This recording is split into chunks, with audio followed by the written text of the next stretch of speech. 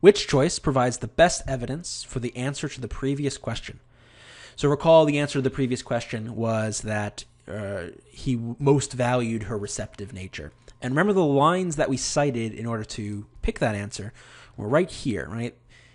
The girl was more than the bright, serviceable creature he had thought her. She had an eye to see and an ear to hear, and so on, right? So we can just go ahead and mark this one immediately. Right? This is lines 12 to 15. Now the other lines, you would be careful.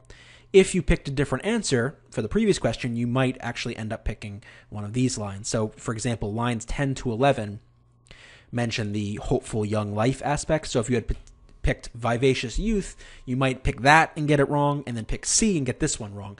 So you have to be very careful. As you can see, this is one of those questions that are doubled up, and if you get the first one wrong, it really jeopardizes the second one. This is the first of a new style of reading question. Probably the only real major change they're making to the test, which is this new question type, where, as you can see, you've got to pick the cited lines that support the choice you made for the previous question. Now, the good thing about the way I've always approached the reading section, I've always taught it, is we've always looked for lines, we've always looked for the evidence to support our choice, right? That's how we know in other questions that the answer is the answer, because we can find evidence in the passage. So we've built that skill. It's something I teach. So a question like this, I don't worry so much about. It's something we've already done. We're always looking out for this information.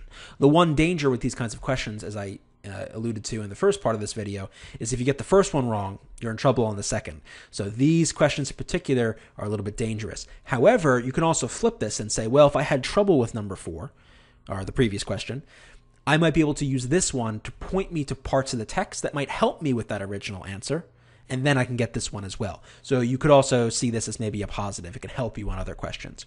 But again, overall, new question type, but I don't think it'll be that bad because we've already approached the questions like this anyway.